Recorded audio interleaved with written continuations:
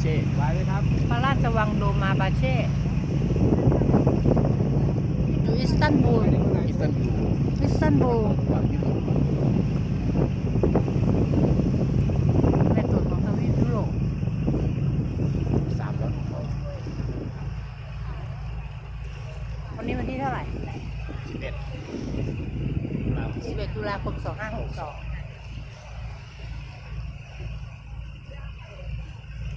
พระราชวังโดมาบาเช่แห่งนี้นะคะ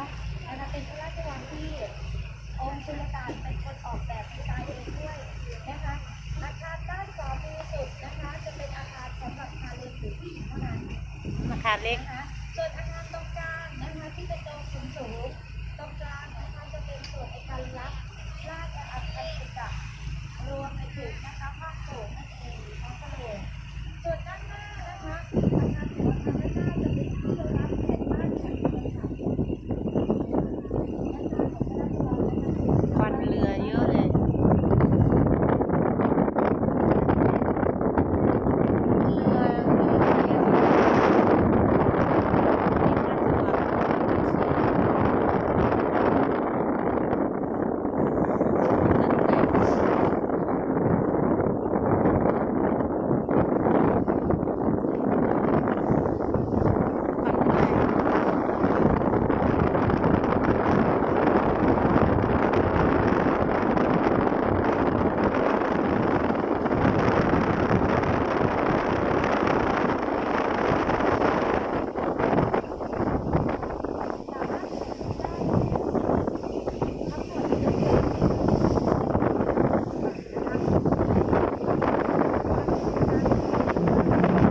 ต้องมาวันไหนอ่ะ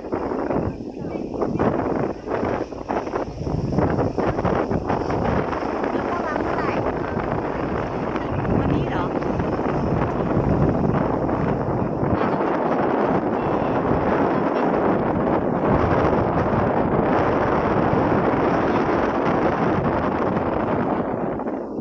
โซเฟียบอสเช่โซเฟียเราจะเห็นห้องโถง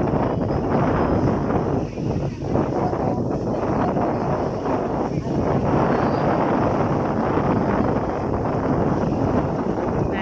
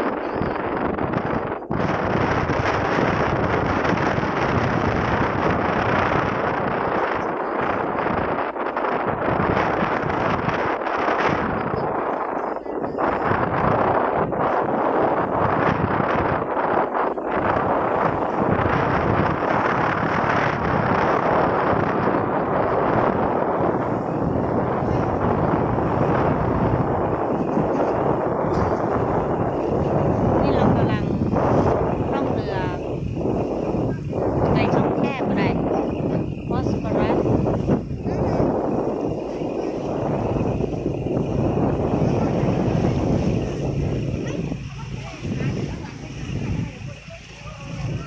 นั่งขยันไปหน่อยหันหน้ามา แล้วก็มองไปฝั่ง ที่หน้าไป นะคะมองไกลฝั่งซ้ายมือด้านหน้า หน้าบาน นะคะส่วนด้านหน้าฝั่งซ้ายมือก็จะเห็นในส่วนของจะมีเป็นป้อมปราการ หน้า เก่า บาน นะคะที่มีธงอยู่ตรงกลางนะคะเป็นเกาะกลางน้ำเลยตรงนั้นนะคะ ป้อมปราการเกาะกลางน้ำคืออันไหนเพื่อน ด่านศุลกากรเวลา อันไหน ที่ อะ เรือนะคะข้ามฟากระหว่างยุโร นู่ ป นเหรอ เอเชียนะคะก็จะมีแม่เนี่ยคอยกั้นประการไว้นะคะ เก็บค่าภาษี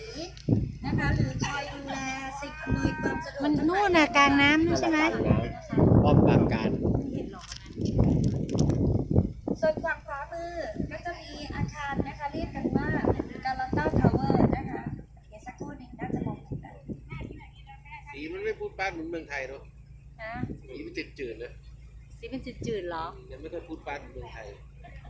แล้วแม่งเล่น ต้องไปประเทศอะไรนะที่สีสันสดใสอะตึกอะตัว บ้านผมนี่ทำ7 สีเลย ทาสีอะไร ก็7 สีนะสี เนี่ยจะทาสีเหมือนกันนี่เจ้านี้ไม่ยอมอย่างเดียวเลย ไม่ผมอย่างนี้คือเรียกช่างมาทำไงแม่งก็ทำไม่ได้แล้วอยู่ดีคืนนั้นฝันว่าบ้านผมเป็น7 สี เช้ามามีคนมาขอเป็นช่าง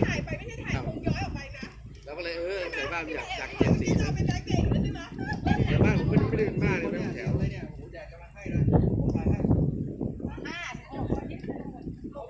โถเขาเลือกร้านเลยนะท่านแถวนี้ก็ไม่อยากจะเลือกร้านเนี่ย ไม้โบราณเข้าตีมาเลย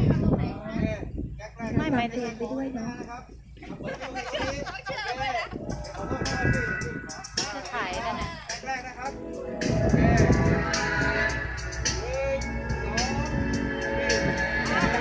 ดีเจนี่มีดนตรีมีหัวใจ เปิดนั่งไว้ดิ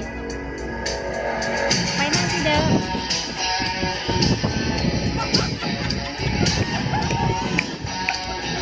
แดนกันหน่อยนะเบาอีกเล็กก็ได้นะคะ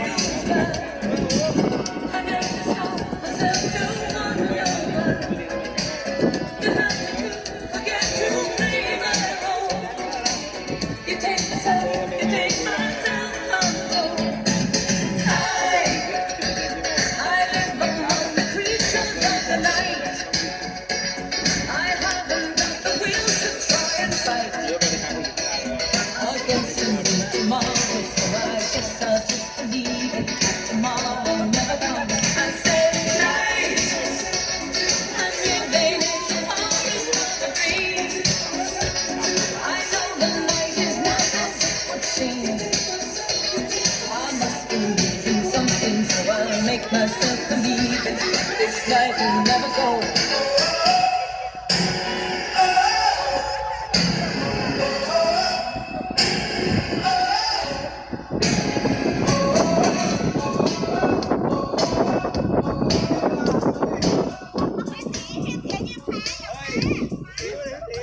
เป็นท่าเดียวท่าลูกเสา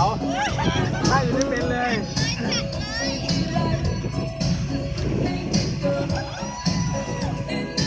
แล้วจะพูดได้อย่างเดียว แล้วนี่มันดีท่าเดียว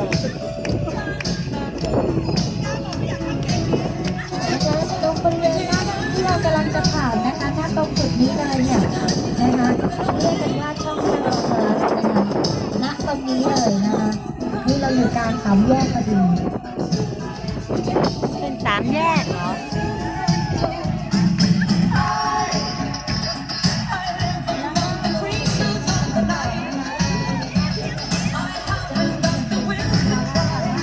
เป็นสามแยกเหรอ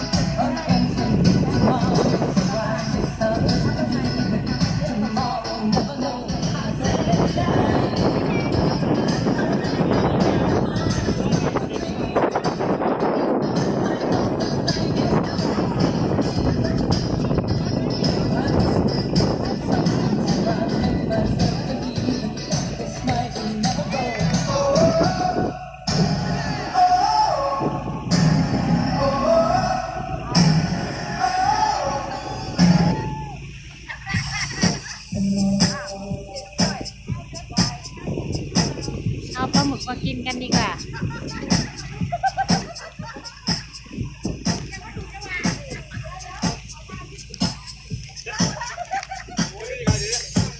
จำไม่ได้เลยเดี๋ยว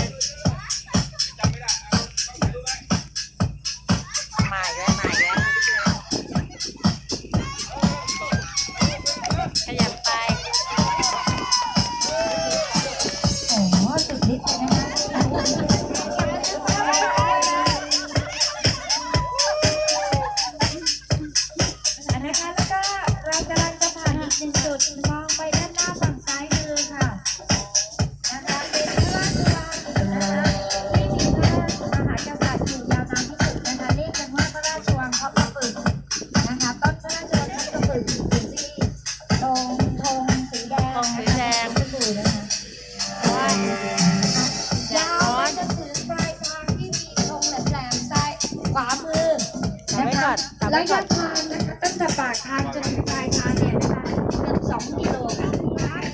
และระยะของมันมีประตูทางเข้าทั้งหมด13 ประตูในสมัยอดีตนะคะเวลาสร้างพระราชวังแห่งนี้นะคะยังทำเป็นกระโจมเนื่องจากว่าในสมัยนั้นเนี่ยนะคะเดินทางการทะเลทรายต้องมีการเปิดข้างก่อนกระโจมจะเป็นการที่เราเริ่มต้นโดยคำที่พอพูดนะคะเราจะมีไปนั่งตรงบริเวณตึกต่างๆตรงหน้าเป๊ะนะคะก็จะเป็นในส่วนของแกรนด์บาซาร์หรือตลาดเก่าแก่นั่นเองนะคะเป็นตลาดเก่าแก่ที่สุดใน Love is the best place to find love is the เดี๋ยวเรา best จะ where ไป I จอด go. เรือแถวสะพาน Me กา and ลา my ตา friends นะคะ sat doing shop. เรียกกันว่ากาลาตา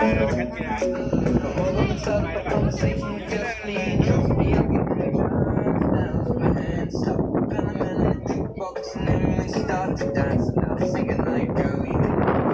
show love. Your love is handmade for somebody like me. Come on now, follow my lead. You may be crazy, don't mind me. Say, let's not talk too much. Grab on my waist and put that body on me. Come on now, follow my lead. Come on now, follow my lead. I'm in love with the shape of you. Push and pull like a magnet. My heart is falling too. I'm in love with your body. Last night you were in my room. Now my bed sheets smell like you. ตอนนี้เราอยู่ใกล้ฝั่งนี้ถ่ายฝั่ง I'm นี้ in นะคะ love with your body. I'm in love with your body. I'm in love with your body. I'm in love with your body. Every day discovering something brand new. I'm in love with the shape of your weekend. We let the story begin. We're going out on our first date. You and me are thrifty, so go all you can eat. Fill up your bag and I fill up the plate. We talk for hours and hours about the sweet and the sour and how your family's doing okay. Even getting a taxi, kissing the backseat, tell the driver make the radio play. Singing like, girl, you know I want your love. Your love was handmade for somebody like me. Come on now, follow my lead. I may be crazy, don't mind me. Say, boy, let's not talk too much. Grab on my waist and put that body on me. Come on now, follow my lead. Come on now, follow my lead. I'm in love with the shape of you. We push and pull like a magnet do. Although my heart is falling too. I'm in love with your body. Last night you were in my room. Now my bed sheets smell like you. Italian merchant I'm in love with your body. Sunday with City Wall. Talat Tower was a partner of City Wall. Model of the size and so forth. Istanbul started with Topkapi Palace, early palace of Istanbul. And you see this area is Rose Garden, Rose Garden. Once upon a time it was Palace Garden. And in front of it there is Orient Express. From here to Berlin, from here to Paris, you can take train. But now it is under renovation because of this. There is no scheduled train line. You can notice with 4 minarets, Saint Sophia, and behind it with one broken minaret is now under renovation. You can notice Blue Mosque. Just the people, Blue Mosque can be seen from นี่ here. ป่ะนั่นป่ะ Left side historical peninsula and it's known as Eminönü. Eminönü district is famous because all relics of Romans and Ottoman on this small area. อันนี้มี6 เสาอันไหน Ahead on the left side, nearest mosque is Queen Mosque. In front of it there is spice market. In the afternoon we will visit spice market. And behind it there is Beyazıt the second tower. And at the top with 4 minarets, it is Solomon the Great Mosque. Solomon the Great was the most powerful sultan of Ottoman Empire. And Solomon the Great Mosque was constructed by Greek architect Sinan. In Ottoman classical architecture, great architect Sinan is very famous. He constructed more than 250 imperial buildings, including religious building, social building, or maybe army buildings. We are heading to Golden Horn. We turn to Golden Horn. Before Golden Horn, you see bridge. This bridge designed by Leonardo da Vinci. And under it, there are lots of fish restaurants, and we will have our lunch in one of them. After this bridge, it's called as Golden Horn. Right aside, Galata District and Galata Tower. ก็จะตกปลากันเยอะ อาจารย์เดินตามนะคะ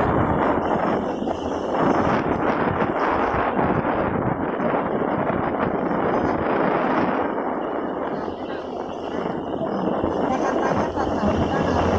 ส่วนด้านบนนะคะที่จะบอกว่าจะมีคนไปยืนตกปลาเนี่ยไม่เป็นคนเดิมนะคะมองไปขวามือนะคะจะเห็นขอหนึ่งด้านบนนะคะ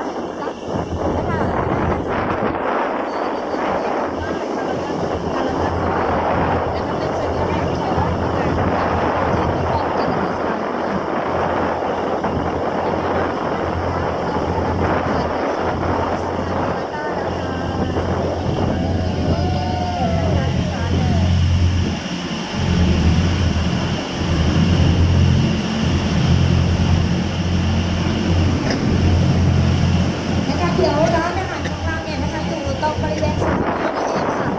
แต่เดี๋ยวเราจะลงที่ท่าเรือแล้วเดินย้อนกลับมานะคะร้านอยู่ซ้ายมือนี่เลยใต้สะพานนี่แหละนะคะ เรามาทั้งทีนะคะต้องถึงบรรยากาศเลยเนาะ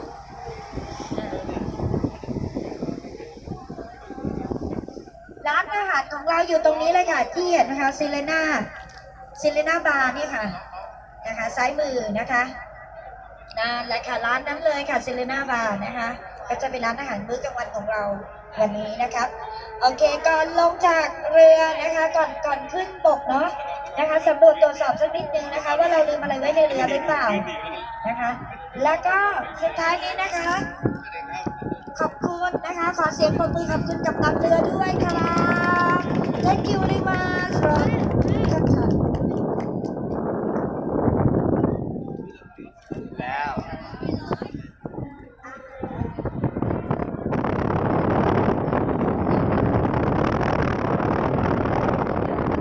ได้ตัวเก็บตรงนี้ดิ